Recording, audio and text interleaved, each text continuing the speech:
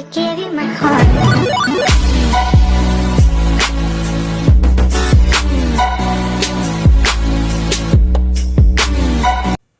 तो भाइयों और उनकी बहनों, स्वागत है आप सभी का हमारे YouTube चैनल में।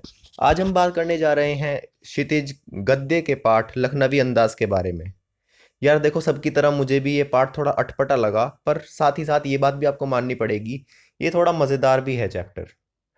ठीक है, तो हमारी पूरी कोशिश रहेगी कि आपको चैप्टर अच्छे से अच्छा समझ में आए और आप हमको वीडियो के एंड में ये ज़रूर कह के जाएं।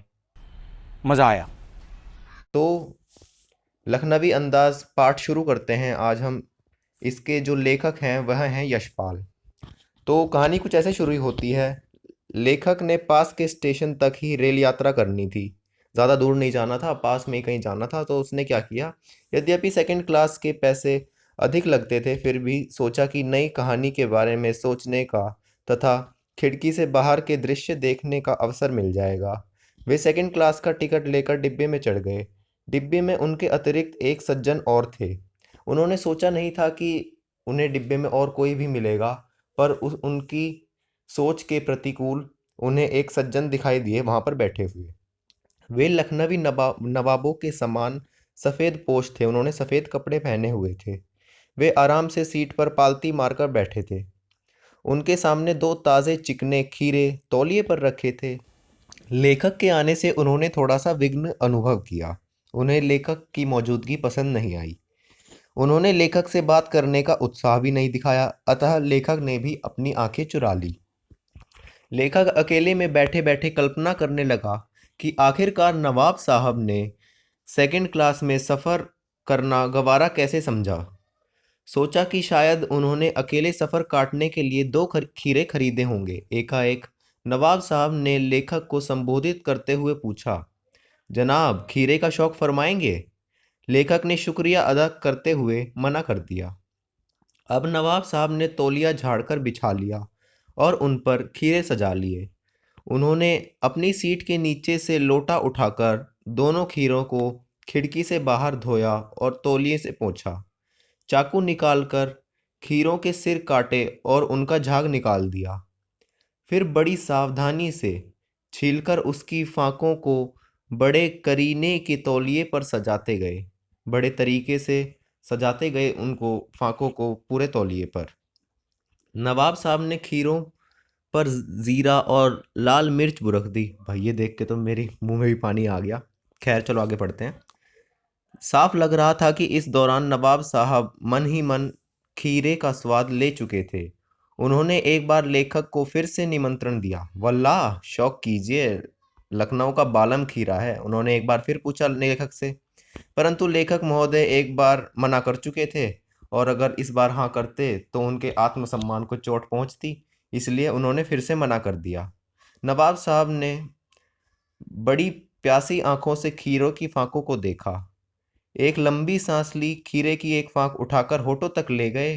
फांक को सूंघा, स्वाद के आनंद में उनकी पलकें मुंद गई। आहा हा, वाह वाह। उन्होंने मुंह में भर आए पानी को गले से उतार दिया। उसके बाद उन्होंने खीरा खिड़की से बाहर छोड़ दिया, बाहर फेंक दिया। इस प्रकार एक एक खीरे को सूंघकर उसका स्वाद लेते हुए वे उन्हें बाहर फेंकते चले गए, एक के बाद एक। सारे खीरे बाहर फेंककर उन्होंने तौलिए से हाथ और होठ पोंछे। फिर गर्वपूर्वक लेखक की ओर देखा, मानो कह रहे हों कि यह है खानदानी रईसों का तरीका। भाई वाह। नवाब साहब मानो खीरे की तैयारी और प्रयोग से थककर लेट गए। इतना सारा काम कर लिया था भाई नवाब साहब ने, जैसा कि आप जानते हो, तो अब वो थक गए और लेट गए। अब लेखक ने सम्मान में नवाब साहब के सिर झुका लिया। भाई ये नवाब साहब का भी अलग ही तरीका था भाई खाने का। ऊपर से लेखक सोचने लगा कि यह स्वाद और सुगंध इस तरह संतुष्ट किया जा सकता है। वो सोचने लगा भाई क्या इस तरह से खाने को खाया जा सकता है, स्वाद और सुगंध से ही संतुष्ट किया जा सकता है पेट को। इतने में नवाब साहब ने जोर से डकार लिया। अब बताओ भाई, बंदे ने खाया खुआ कुछ है नहीं, सूंघ से ही डकार भी ले ली। भाई ये तो बड़ा तगड़ा बंदा है। वे लेखक और की ओर देखकर बोले, खीरा लजीज होता है लेकिन होता है शकील, नामुराद मेज़े पर जोर डाल देता है। यह सुनते ही लेखक को लगा कि ये नवाब साहब ही हैं, नई कहानी के लेखक। अगर सुगंध और स्वाद की कल्पना से पेट भर सकता है तो बिना विचार, घटना, पात्र और नई कहानी से के बिना कहानी क्यों नहीं लिखी जा सकती। अब वैसे यहाँ पर लेखक ने एक अपना, ऐसा पॉसिबल है नहीं कि आप बिना किसी पात्र या बिना किसी विचार के कहानी लिख दो। पर उन्होंने कहा कि जब कोई बंदा बिना खाए ही डकार ले सकता है, खाली खाने को सूंघकर ही डकार ले सकता है, संतुष्ट हो सकता है, तो भाई बिना पात्र और बिना विचार के भी कहानी लिखी जा सकती है। सब कुछ संभव है इस दुनिया में। तो यहाँ तक था लखनवी अंदाज पाठ का सार। आशा करता हूँ आपको चैप्टर अच्छे से समझ में आया होगा। और अगर आपको वीडियो पसंद आई हो तो इसे लाइक करें, कमेंट करें, शेयर करें।